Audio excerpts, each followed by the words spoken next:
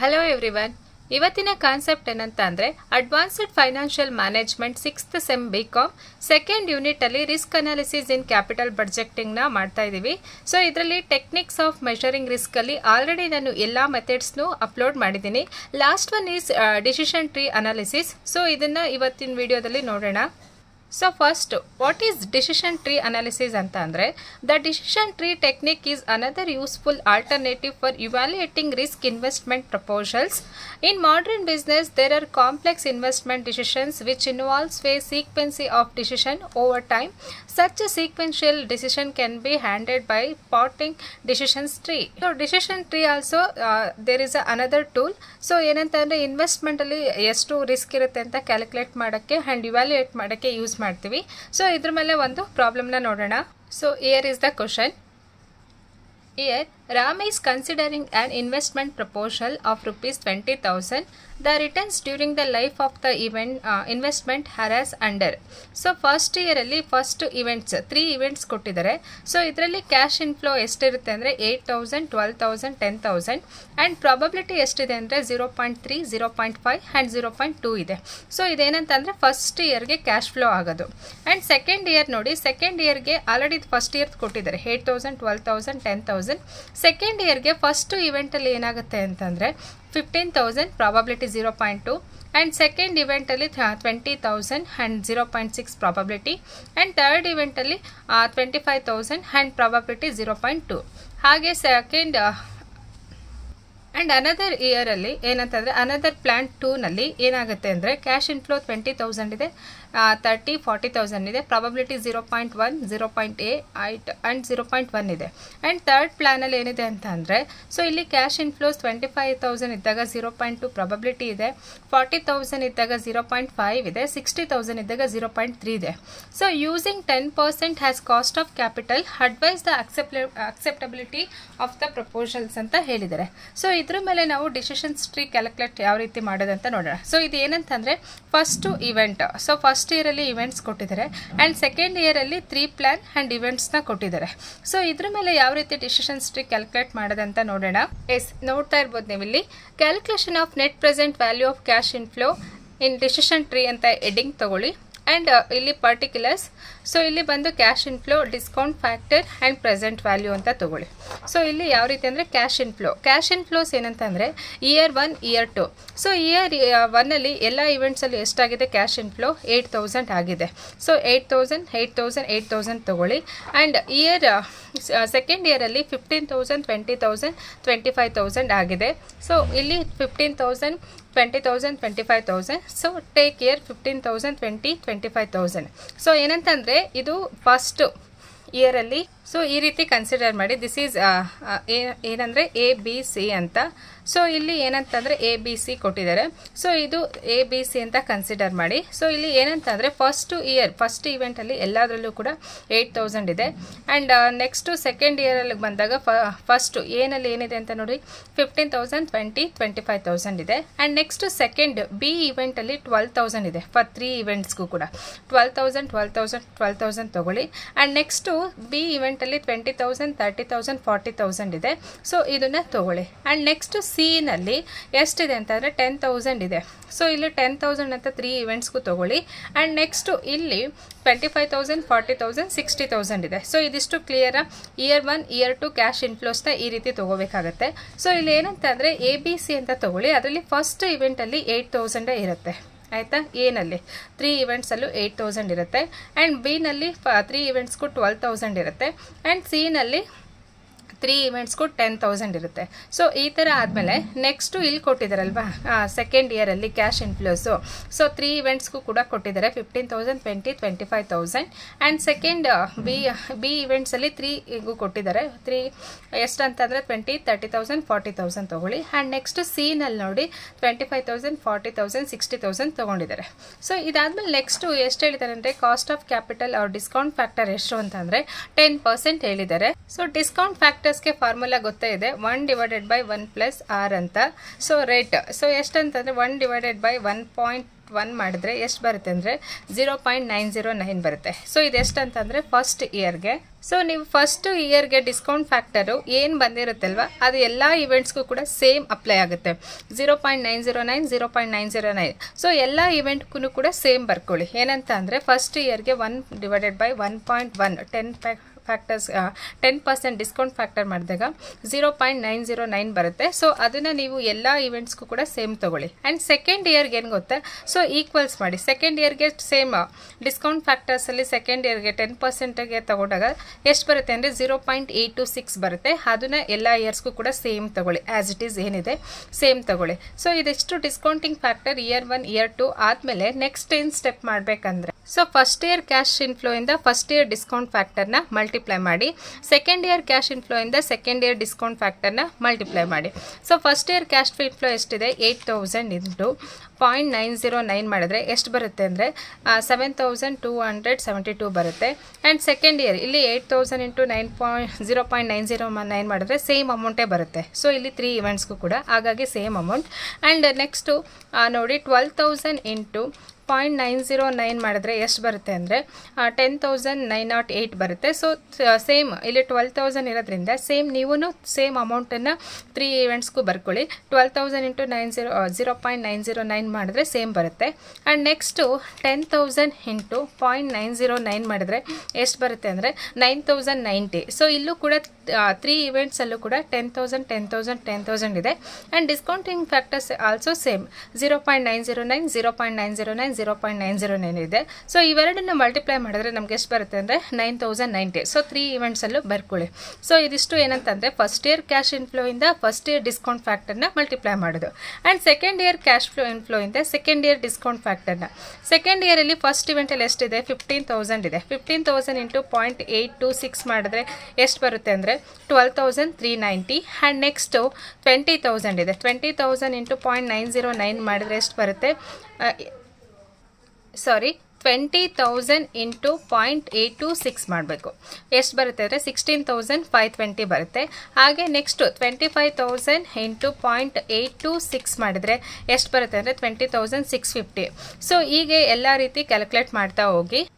And next ಇಲ್ಲಿ 20,000 into 0.826 ಮಾಡಿದ್ರೆ 10,908 ಬರುತ್ತೆ. 30,000 ಇಂಟು 0.826 ಮಾಡಿದ್ರೆ ಎಷ್ಟು ಬರುತ್ತೆ 20,000 ಇಂಟು 0.826 ಮಾಡಿದ್ರೆ ಎಷ್ಟು ಬರುತ್ತೆ ಅಂದರೆ 16,520. ಆ್ಯಂಡ್ 30,000 ಇಂಟು 0.826 ಮಾಡಿದ್ರೆ 24,780. 40,000 ಇಂಟು 0.826 ಮಾಡಿದ್ರೆ 33,040 ಬರುತ್ತೆ. ಸೊ ಏನಂತ ಅಂದರೆ ಹಾಗೆ ನೆಕ್ಸ್ಟು 25,000 ಇಂಟು 0.826 ಮಾಡಿದ್ರೆ 20,650. 40,000 ಇಂಟು 0.826 ಮಾಡಿದ್ರೆ 33,040. 60,000 ಇಂಟು 0.826 ಮಾಡಿದ್ರೆ 49,560 ಬರುತ್ತೆ. ಸೊ ಏನಂತಂದರೆ ಸೆಕೆಂಡ್ ಇಯರ್ ಕ್ಯಾಶ್ ಇನ್ಫ್ಲೋ ಇಂದ ಸೆಕೆಂಡ್ ಇಯರ್ ಡಿಸ್ಕೌಂಟ್ ಫ್ಯಾಕ್ಟರ್ನ ಮಾಡಿದ್ರೆ ನಿಮಗೆ ಪ್ರೆಸೆಂಟ್ ವ್ಯಾಲ್ಯೂ ಬರುತ್ತೆ. ಸೊ ಇವಾಗ ಫಸ್ಟ್ ಇಯರ್ ಪ್ರೆಸೆಂಟ್ ವ್ಯಾಲ್ಯೂ ಬಂದಿದೆ and second year present value ಕೂಡ ಬಂದಿದೆ. ಆ್ಯಂಡ್ ನೆಕ್ಸ್ಟ್ ಸೊ ಇದಿಷ್ಟೂ ಕೂಡ ಪ್ರೆಸೆಂಟ್ ವ್ಯಾಲ್ಯೂ ಬಂದಿದೆ. ಸೊ ಮತ್ತೆ ಹೇಳ್ತಾ ಇದ್ದೀನಿ, ಕನ್ಫ್ಯೂಷನ್ ಆಗಬೇಡಿ. ಫಸ್ಟು ಕ್ಯಾಶ್ ಫ್ಲೋ ತೊಗೊಳ್ಳಿ and second year cash inflow ತೊಗೊಳ್ಳಿ. And first year discount second year discount. First year cash inflow ಜೊತೆ ಫಸ್ಟ್ ಇಯರ್ ಡಿಸ್ಕೌಂಟ್ ಫ್ಯಾಕ್ಟರ್ನ ಮಲ್ಟಿಪ್ಲೈ ಮಾಡಿದಾಗ ಫಸ್ಟ್ ಇಯರ್ ಪ್ರೆಸೆಂಟ್ ವ್ಯಾಲ್ಯೂ ಬರುತ್ತೆ. And second year cash inflow ಜೊತೆ second year discount ಫ್ಯಾಕ್ಟರ್ನ multiply ಮಾಡಿದಾಗ we will get second year present value. So this column. So ಇವಾಗ ಎಷ್ಟು invest ಮಾಡ್ತಾ ಇದ್ದಾರೆ ರಾಮ್ ಅಂತಂದರೆ ಈ ಬಿಸ್ನೆಸ್ಸಲ್ಲಿ 20,000ನ ಇನ್ವೆಸ್ಟ್ ಮಾಡ್ತಾ ಇದ್ದಾರೆ. ಸೊ ಎಷ್ಟು ಅಂತಂದರೆ 20,000. ಸೊ ಬಂದಿರೋ ಪ್ರೆಸೆಂಟ್ ವ್ಯಾಲ್ಯೂ ಎಷ್ಟು ಅಂತಂದರೆ ಬಂದಿರೋ ಪ್ರೆಸೆಂಟ್ ವ್ಯಾಲ್ಯೂಯಿಂದ ಈ 20,000ನ ಲೆಸ್ ಮಾಡಿ. ಸೊ 19,000 ಮೈನಸ್ 662 ಅಂತಂದರೆ ಮೈನಸ್ ಎಷ್ಟು ಬರುತ್ತೆ. ಸೊ ಇಲ್ಲಿ present value first year and second year ಏನಿದೆ ಎರಡನ್ನೂ ಟೋಟಲ್ ಮಾಡಿ 7,000 ಇಲ್ಲಿ ನೋಡಿ 7,272 ಪ್ಲಸ್ 12,390 ಮಾಡಿದ್ರೆ ಎಷ್ಟು ಬರುತ್ತೆ ಅಂದರೆ 19,662 ಬರುತ್ತೆ. ಸೊ ಇವೆರಡನ್ನು ಕೂಡ ಆ್ಯಡ್ ಮಾಡಿ ಮೈನಸ್ 20,000 ಮಾಡಿದ್ರೆ ಎಷ್ಟು ಬರುತ್ತೆ ಅಂದರೆ ಮೈನಸ್ 338 ಬಂತಾ. So this is first year. ಹಾಗೆ 7,272 ಪ್ಲಸ್ 16,520 ಮಾಡಿದರೆ ಎಷ್ಟು ಬರುತ್ತೆ ಅಂದರೆ 23,792 ಬರುತ್ತೆ. ಅದರಲ್ಲಿ 20,000ನ ಲೆಸ್ ಮಾಡಿದ್ರೆ 3,792 ಬರುತ್ತೆ. ಹಾಗೆ ಥರ್ಡ್ ಇಯರ್ ನೋಡಿ ಥರ್ಡ್ ಕಾಲಮ್ ಏನಂತಂದರೆ 7,272 ಪ್ಲಸ್ 20,650 ಮಾಡಿದ್ರೆ 27,922 ಬರುತ್ತೆ. ಮೈನಸ್ 27 ಮಾಡಿದ್ರೆ 7,922 ಬರುತ್ತೆ. ಆ್ಯಂಡ್ ನೆಕ್ಸ್ಟು 10,908 ಪ್ಲಸ್ 16,550 ಮಾಡಿದ್ರೆ 24,428 ಬರುತ್ತೆ. ಸೊ ಇದರಿಂದ 20,000ನ ಲೆಸ್ ಮಾಡಿದ್ರೆ ಎಷ್ಟು ಬರುತ್ತೆ ಅಂದರೆ 27,428 ಇಂದ 27ನ ಲೆಸ್ ಮಾಡಿದ್ರೆ 7,428 ಬರುತ್ತೆ. ಹಾಗೆ 10,908 ಪ್ಲಸ್ 24,780 ಮಾಡಿದ್ರೆ ಟೋಟಲ್ ಎಷ್ಟು ಬರುತ್ತೆ ಅಂದರೆ 35,688 ಬರುತ್ತೆ. ಅದರಲ್ಲಿ 20,000ನ ಲೆಸ್ ಮಾಡಿದ್ರೆ 15,688 ಬರುತ್ತೆ. ಆ್ಯಂಡ್ ನೆಕ್ಸ್ಟು 10,908 ಪ್ಲಸ್ 33,040 ಮಾಡಿದ್ರೆ ಎಷ್ಟು ಬರುತ್ತೆ ಅಂದರೆ 40,948 ಬರುತ್ತೆ. ಅದರಿಂದ 20,000ನ ಲೆಸ್ ಮಾಡಿದ್ರೆ 23,948 ಬರುತ್ತೆ. ಹಾಗೆ 9,090 ಪ್ಲಸ್ 20,650 ಮಾಡಿದ್ರೆ 29,740. ಅದರಲ್ಲಿ 20,000ನ ಲೆಸ್ ಮಾಡಿ ಇನ್ವೆಸ್ಟ್ಮೆಂಟ್ನ ಲೆಸ್ ಮಾಡಿದ್ರೆ 9,740 ಬರುತ್ತೆ. ಹಾಗೆ 9,090 ಪ್ಲಸ್ 33,040 ಮಾಡಿದ್ರೆ 42,130 ಬರುತ್ತೆ. ಅದರಲ್ಲಿ 20,000ನ ಲೆಸ್ ಮಾಡಿದ್ರೆ 22,130 ಬರುತ್ತೆ. ಆ್ಯಂಡ್ ನೆಕ್ಸ್ಟ್ 9,090 ಪ್ಲಸ್ 49,560 ಮಾಡಿದ್ರೆ ಟೋಟಲ್ 58,650 ಬರುತ್ತೆ. ಅದರಲ್ಲಿ 20,000 ಇನಿಷಿಯಲ್ ಇನ್ವೆಸ್ಟ್ಮೆಂಟ್ನ ಲೆಸ್ ಮಾಡಿದ್ರೆ 38,650 ಬರುತ್ತೆ. ಸೊ ಇವಾಗ ನಾವು ಯಾವ ಇವೆಂಟಲ್ಲಿ ಎಷ್ಟು ಟೋಟಲ್ ಪ್ರೆಸೆಂಟ್ ವ್ಯಾಲ್ಯೂ ಬಂದಿದೆ ಅಂತ, ನಾವು ಎಷ್ಟು ರಿಸ್ಕ್ ಇದೆ ಅಂತ ಎಕ್ಸ್ಪೆಕ್ಟ್ ಮಾಡ್ತೀವಿ. ಇಲ್ಲಿ ನೋಡಿ 20,000 ಇನ್ವೆಸ್ಟ್ ಮಾಡಿದಾಗ ನಿಮ್ಗೆ ಎಷ್ಟು ಬರುತ್ತೆ ಅಂದರೆ 19,620. ಸೊ ಹಾಗೆ ಪ್ರತಿ ಇಯರಲ್ಲೂ ಕೂಡ ಎಷ್ಟು ಬಂದಿದೆ ಅಂತ ನಮಗೆ ಕೊಟ್ಟಿದೆ. ಆ್ಯಂಡ್ ಇಲ್ಲಿ ಎಷ್ಟು ಪ್ರಾಫಿಟ್ ಆಗಿದೆ ಅಂತಲೂ ಇದೆ. ಸೊ ಇದಾದಮೇಲೆ ನೆಕ್ಸ್ಟು ಇದನ್ನು ಡಿಸಿಷನ್ ಟ್ರೀ ಅನಾಲಿಸಿಸಲ್ಲಿ ಯಾವ ರೀತಿ ಎಕ್ಸ್ಪ್ರೆಸ್ ಮಾಡೋದು ಅಂತ ನೋಡೋಣ. ಫಸ್ಟು ನೀವು ಹೆಡ್ಡಿಂಗ್ ತಗೊಳ್ಳಿ ಡಿಸಿಷನ್ ಟ್ರೀ ಅನಾಲಿಸಿಸ್ ಅಂತ. ಆ್ಯಂಡ್ ಇಲ್ಲಿ ಇಯರ್ 1 ಇಯರ್ 2 ತಗೊಳ್ಳಿ. ಸೊ ಇಲ್ಲಿ 1 ಆ್ಯಂಡ್ 2 ತಗೊಳ್ಳಿ. ಸೊ ಇಯರ್ ಏನಂತಂದರೆ ಕ್ಯಾಶ್ ಔಟ್ಫ್ಲೋ ಅಂತಂದರೆ ಎಷ್ಟು ಇನ್ವೆಸ್ಟ್ ಮಾಡ್ತಾ ಇದ್ದೀರಾ ಬಿಸ್ನೆಸ್ಸಲ್ಲಿ ಅಂತ ಅಂದರೆ ಟೋಟಲ್ ಎಷ್ಟು ಇನ್ವೆಸ್ಟ್ ಮಾಡ್ತಾ ಇದ್ದೀರಾ ಬಿಸ್ನೆಸ್ಸಲ್ಲಿ 20,000. This is the cash outflow. And next ಇಲ್ಲಿ ಸೆಕೆಂಡ್ ಕಾಲಮಲ್ಲಿ ಇಯರ್ 1 ಅಂತ ಅಂದರೆ ಇಯರ್ 1ನಲ್ಲಿ ಏನೇನು ಪ್ರಾಬಬಿಲಿಟಿ ಇದೆ ನೋಡಿ. 0.3 ಇದೆ 8,000 ಇದ್ದಾಗ, ಸೆಕೆಂಡಲ್ಲಿ 0.5 ಇದೆ 12,000 ಇದ್ದಾಗ, ಆ್ಯಂಡ್ ಥರ್ಡ್ ಇಯರಲ್ಲಿ 0.2 ಇದೆ ಆ್ಯಂಡ್ 10,000. ಸೊ ಇಲ್ಲಿ ಪ್ರಾಬಬಿಲಿಟಿ ಆ್ಯಂಡ್ ಕ್ಯಾಶ್ ಇನ್ಫ್ಲೋನ ತೊಗೊಳ್ಳಿ. ಫಸ್ಟು ಕ್ಯಾಶ್ ಔಟ್ಫ್ಲೋ ತೊಗೊಳ್ಳಿ and first year cash inflow and probability ತೊಗೊಳ್ಳಿ. ಅದೇ ರೀತಿ ಸೆಕೆಂಡ್ ಇಯರ್ ಕ್ಯಾಶ್ ಇನ್ಫ್ಲೋನ್ಸ್ ನೋಡಿ. ಸೆಕೆಂಡ್ ಇಯರ್ ಎಷ್ಟು ಕೊಟ್ಟಿದ್ದಾರೆ 15,000 20 25,000 ಕೊಟ್ಟಿದ್ದಾರೆ. ಆ್ಯಸ್ ಇಟ್ ಈಸ್ ತೊಗೊಳ್ಳಿ. ಆ್ಯಂಡ್ ಇಲ್ಲಿ ಪ್ರಾಬಬಿಲಿಟಿ ತೊಗೊಳ್ಳಿ 0.2 0.6 0.2. And next second event I mean B ನಲ್ಲಿ ಏನೇನಂತಂದರೆ 0.1 0.8 0.1 ಇದೆ. ಆ್ಯಂಡ್ ಕ್ಯಾಶ್ ಇನ್ಫ್ಲೋ 20,000 30,000 40,000 ಇದೆ. ಆ್ಯಂಡ್ ನೆಕ್ಸ್ಟ್ ಥರ್ಡಲ್ಲಿ 0.2 0.5 0.3 ಇದೆ. ಆ್ಯಂಡ್ ಇಲ್ಲಿ ಕ್ಯಾಶ್ ಇನ್ಫ್ಲೋಸ್ ಏನು ಕೊಟ್ಟಿದ್ದಾರೆ 25,000 40,000 60,000 ತೊಗೊಳ್ಳಿ. ಸೊ ಇದಿಷ್ಟು ಆದಮೇಲೆ ನೆಕ್ಸ್ಟ್ ಅಂತಂದರೆ NPV of net present value of cash inflows already ನಾವಿಲ್ಲಿ ಕ್ಯಾಲ್ಕುಲೇಟ್ ಮಾಡಿದ್ದೀವಲ್ವಾ. ಎಷ್ಟು ಬಂದಿದೆ ಅಂದರೆ 338 ಬಂದಿದೆ. ಆ್ಯಂಡ್ ನೆಕ್ಸ್ಟು ಇವೆರಡು 8,338 ಬಂದಿದೆ. ಆ್ಯಂಡ್ ನೆಕ್ಸ್ಟು 3,092 ಬಂದಿದೆ. ಸೊ ಇಲ್ಲಿ ತೊಗೊಳ್ಳಿ. ಹಾಗೆ 7,922 ಆ್ಯಂಡ್ ನೆಕ್ಸ್ಟು 7,428 15,688 ಇಲ್ಲಿ ಬಂದಿದೆ. 15,688 23,948 ಹಾಗೆ 9,740 ಆ್ಯಂಡ್ ದೆನ್ ನೆಕ್ಸ್ಟು 22,130 ಇಲ್ಲಿ. And last one is 38,650. So ಇದಿಷ್ಟನ್ನು ತೊಗೊಂಡಾದ್ಮೇಲೆ ಜಾಯಿಂಟ್ ಪ್ರಾಬಬಿಲಿಟಿ ಅಂತ ಮಾಡಬೇಕು. ಸೊ ಜಾಯಿಂಟ್ ಪ್ರಾಬಬಿಲಿಟಿ ಅಂತ ಅಂದರೆ ಸೊ ಫಸ್ಟ್ ಇಯರ್ ಪ್ರಾಬಬಿಲಿಟಿ ಮತ್ತು ಸೆಕೆಂಡ್ ಇಯರ್ ಪ್ರಾಬಬಿಲಿಟಿ ಎರಡನ್ನು ಮಲ್ಟಿಪ್ಲೈ ಮಾಡಿ 0.3 ಇಂಟು 0.6 ಮಾಡಿದ್ರೆ 0.06 ಬರುತ್ತೆ. ಆ್ಯಂಡ್ 0.3 ಇಂಟು 0.6 ಮಾಡಿದ್ರೆ ಎಷ್ಟು ಬರುತ್ತೆ ಅಂದರೆ 0.18 ಬರುತ್ತೆ. 0.3 ಇಂಟು 0.2 ಮಾಡಿದ್ರೆ 0.06 ಬರುತ್ತೆ. ಆ್ಯಂಡ್ ಸೆಕೆಂಡ್ ಇವೆಂಟಲ್ಲಿ 0.5 ಇಂಟು 0.1 ಮಾಡಿದ್ರೆ 0.05 ಬರುತ್ತೆ. 0.5 ಇಂಟು 0.8 ಮಾಡಿದ್ರೆ 0.40 ಆ್ಯಂಡ್ 0.5 ಇಂಟು 0.1 ಮಾಡಿದ್ರೆ 0.05 ಬರುತ್ತೆ. ಆ್ಯಂಡ್ ನೆಕ್ಸ್ಟ್ ಲಾಸ್ಟಲ್ಲಿ ಥರ್ಡ್ ಇವೆಂಟಲ್ಲಿ 0.2 ಇಂಟು 0.2 ಮಾಡಿದ್ರೆ 0.04 ಬರುತ್ತೆ.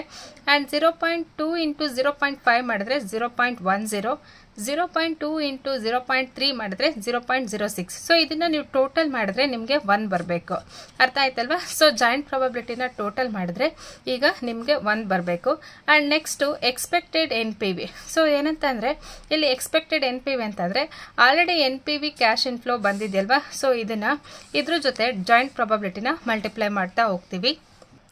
ಸೊ ಎಷ್ಟಂತಂದರೆ -338 ಇಂಟು 0.06 ಮಾಡಿದ್ರೆ ಎಷ್ಟು ಬರುತ್ತೆ ಅಂದರೆ 20.28 -20.28. ಹಾಗೆ 3792 ಇಂಟು 0.18 ಮಾಡಿದ್ರೆ ಎಷ್ಟು ಬರುತ್ತೆ ಅಂದರೆ 682.56. ಆ್ಯಂಡ್ ನೆಕ್ಸ್ಟು 7922 ಇಂಟು 0.06 ಮಾಡಿದ್ರೆ 475.32. ಹಾಗೆ 7428 ಇಂಟು 0.05 ಮಾಡಿದ್ರೆ 371.40. 15,688 ಇಂಟು 0.40 ಮಾಡಿದ್ರೆ 6275.0. 23,948 ಇಂಟು 0.05 ಮಾಡಿದ್ರೆ ಎಷ್ಟು ಬರುತ್ತೆ ಅಂದರೆ 1197.40. ಸೊ ಇಲ್ಲಿ 9740 ಇಂಟು 0.04 ಮಾಡಿದ್ರೆ 389.60. 22,130 ಇಂಟು 0.10 ಮಾಡಿದ್ರೆ 2,213.00. 38,650 ಇಂಟು 0.06 ಮಾಡಿದ್ರೆ 2,319 ಬರುತ್ತೆ. ಸೊ ಇವಾಗ ಇದಿಷ್ಟನ್ನು ಟೋಟಲ್ ಮಾಡಿದ್ರೆ ಎಕ್ಸ್ಪೆಕ್ಟೆಡ್ NPV ಎಷ್ಟು ಬರುತ್ತೆ ಅಂದರೆ 11,911 ಬರುತ್ತೆ. 11,900.50 ಬರುತ್ತೆ. ಸೊ ಇದಿಷ್ಟನ್ನು ಕೂಡ ಟೋಟಲ್. ಸೊ ಇದಿಷ್ಟನ್ನು ಮಾಡಿದ್ರೆ this is the decision tree analysis. So ನಿಮಗೆ ಕ್ಯಾಲ್ಕುಲೇಷನ್ಗೆ ಇಲ್ಲಿ ಈ ಥರ ಮಾರ್ಕ್ ಮಾಡ್ಕೊಳ್ಳಿ 1 2 3 4 5 6 ಅಂತ. ಸೊ ಇಲ್ಲಿ ಫಸ್ಟು ಏನಂತಂದರೆ ಗೊತ್ತಾಯ್ತಲ್ವಾ? ಏನಂತಂದರೆ first year cash inflow. So ಪ್ರಾಬ್ಲಮ್ನ ಇದೇ ಥರ ಕೊಡ್ತಾರೆ. ಇದು ನೋಡಿ, first year and second year. This is for the second year events ಕೊಟ್ಟಿದ್ದಾರೆ. ಫಸ್ಟ್ ಇಯರಲ್ಲಿ ಎಲ್ಲ ಈವೆಂಟ್ಸಲ್ಲೂ 8,000 ಇರುತ್ತೆ. ಸೆಕೆಂಡ್ ಇಯರಲ್ಲಿ 12,000, ಥರ್ಡ್ ಇಯರಲ್ಲಿ 10,000 ಅದನ್ನು ಬರ್ಕೊಂಡಿದ್ವಿ. 8,000, 12,000, 10,000. ಮತ್ತು ಇಲ್ಲಿ ಸೆಕೆಂಡ್ ಇಯರ್ಗೆ ಅವರು ಸಪ್ರೇಟ್ ಕ್ಯಾಶ್ ಇನ್ಫ್ಲೋಸ್ನ ಕೊಟ್ಟಿದ್ದಾರೆ. 15,000, 20,000, 25,000 ಕೊಟ್ಟಿದ್ದಾರೆ.